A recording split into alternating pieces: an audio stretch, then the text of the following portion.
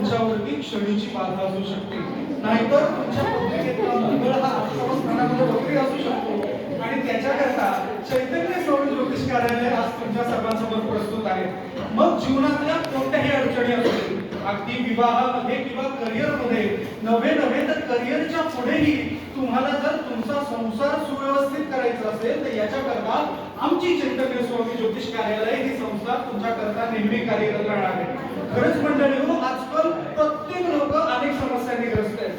कोणाला मुली मिळत नाहीयेत तर कोणाला मिळालेल्या टिकत नाहीये, आणि मिळालेली टिकली तरी लग्न होत नाहीये, आणि जरी लग्न झालं तर तिला बाळ होत नाहीये, आणि जरी बाळ झालं तरी ते ऐकण्यात राहत नाहीये. अशा विविध समस्यांवरती उपाययोजना जर करायच्या असतील तर आमचं हे चैतन्य स्वामी ज्योतिष कार्यालय हे तुमच्याकरता एकमेव रामबाण उपाय आहे. कारण आम्ही तुमचे ग्रह स्पष्ट करतो. मग तुमच्या पत्रिकेतले पूर्वग्रह दूषित असू दे किंवा मग नंतरचे ग्रह दूषित असू दे, पत्रिकेतल्या 9 ग्रहांचं माणसाच्या जीवनावरती वेगवेगळं अर्थ ठरत असतात. आपल्या भूतकाळापासून चालू असलेला वर्तमान आणि नव्हे तर त्या वर्तमानाच्या पुढे तुमचा चालू असणारा भविष्यकाळ या सगळ्यांना स्पष्ट करण्याचं एकमेव ठिकाण. मग तुमची रास मेष असू दे, वृषभ असू दे, मिथुन असू दे किंवा मीन असू दे, अशा कोणत्याही राशी जरी असल्या तरी तुमच्या ग्रहातल्या तुमच्या पत्रिकेतल्या सगळ्या ग्रहांना अगदी लाईनीनुसार लावून देण्याचं काम आम्ही करतो. अगदी राहू पासून केतू असू दे किंवा त्यांच्यामध्ये कालसर्प दोषापासून दिशेकडे योग असू दे, कोणी कितीही गंडयोग आणला तरी त्या गंडयोगाला दूर करून तुमच्या पत्रिकेमध्ये बुधादित्य नावाचे योग टाकण्याचे एकमेव स्थान जर कोणतं असेल तर ते चैतन्य स्वामी ज्योतिष कार्यालय आहे. खरं बघायला गेलं तर ह्या सुविधा आता प्रत्येक प्लॅटफॉर्मवरती तुम्हाला उपलब्ध करून देण्याचं काम आम्ही करतो. मग अगदी तुमच्या घर बसल्या मोबाईलवरती असेल, व्हॉट्सअपवरती असेल किंवा आमच्या लेखांकाद्वारे फेसबुकवरतीही असू शकतो. प्रत्येक ठिकाणी एका फोनवरती सुद्धा तुम्ही समाधानी होऊ शकता. तुमचे लग्न जुळताना अडचणी येत आहेत का, किंवा जुळत असताना पत्रिकेतली गुण न जुळल्यामुळे घरचे मान्य करत नाही आहेत का, किंवा लग्न झाल्यानंतर असं वाटतंय की आहे लग्नाच्या आधीच बरं होतो, लग्न करून कुठे खड्ड्यात पडलो, असं जर असेल तर त्याच्याकरताही समाधान देण्याचे एकमेव कारण म्हणजे चैतन्य स्वामी ज्योतिष कार्यालय.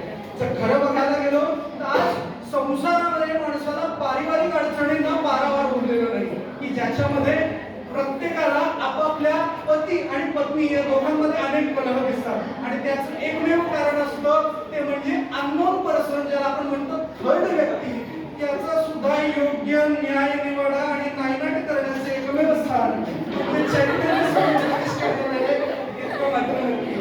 पण मंडळी हो, हे करत असताना लक्षात ठेवण्याचं काम इतकंच आहे की सगळं मार्गदर्शन सशुल्क आहे, आणि हे सशुल्क मार्गदर्शन घेत असताना तुम्हाला आमच्यापर्यंत पोहोचणं अतिशय आवश्यकतेचं आहे.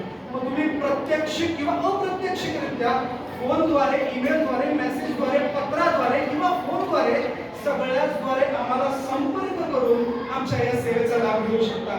होय, ऑफिसचा पत्ता सुद्धा खाली मेन्शन केलेला आहे बरं का.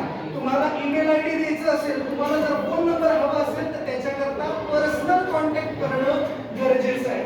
आजकाल ज्योतिषींपासून गुरुजींपर्यंत सगळे अगदी प्रोफेशनल झाले.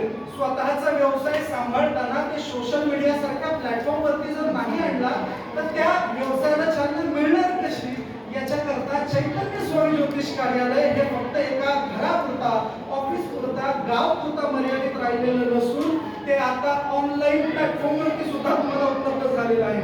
ज्याच्यामध्ये पहिली मिळणारी जी मीटिंग आहे, पहिली मिळणारी जी अपॉइंटमेंट आहे ती तुम्हाला फ्री दिली जाते. मग एवढंच काय, तुम्ही आमच्या कार्यालयामध्ये लग्न जुळवण्याकरता जर आलात आणि तुमचं लग्न जर आम्ही जुळवलं तर होणाऱ्या बाळाची पत्रिका सुद्धा अगदी मोफत काढून घेण्याचं एक व्यवस्था म्हणजे चैतन्य स्वामी ज्योतिष कार्यालय आहे. मंडळी हो, तो मुलगा जर वाईट व्यसनांमध्ये लागला किंवा त्या मुलाला एखादी मुलगी जरी आवडली तरी त्या मुलाला लाईनीवरती आणण्याचं काम आमचं ज्योतिष कार्यालय करतं. इतकं मात्र नक्की, कारण ग्रह तुमचे भविष्य ठरवतात आणि तुमचं भविष्य काय ते आम्ही स्पष्ट करतो. आणि मंडळी हो, हे मार्गदर्शन घेत असताना आम्हाला दिलेल्या संपर्कावरती, दिलेल्या ईमेल आयडी वरती जेव्हा तुम्ही संपर्क कराल, जर फोन बिझी लागला तर बुवा दुसऱ्यांबरोबर लागले असा मुळातच विचार करू नका. ते कुठल्यातरी परत फोन केला जाईल आणि फोन केल्यानंतर पहिल्यांदा तुमच्याकडनं बुकिंग अमाऊंट घेऊन त्याच्यानंतर तुम्हाला ती सेवा दिली जाईल. अर्थातच या सेवेचा तुम्ही सर्वजण लाभ घ्याल